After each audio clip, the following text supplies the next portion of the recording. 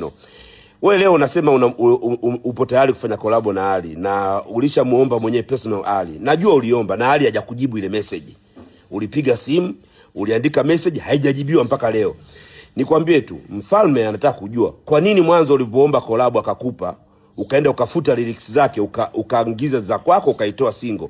Pasi na kumtaarifu, pasi na kumpa taarifa aina yoyote. Kipi kilikufanya?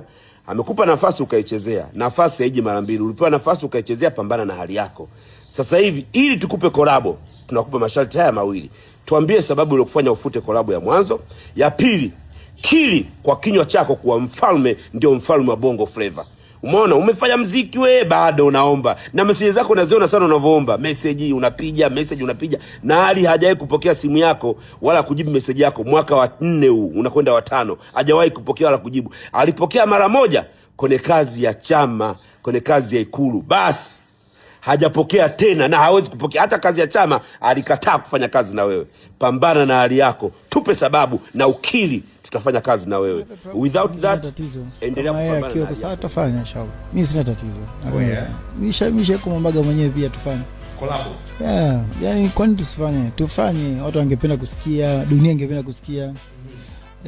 Na itafika mbali zaidi. So mimi sina tatizo. Anytime bro. Bino_.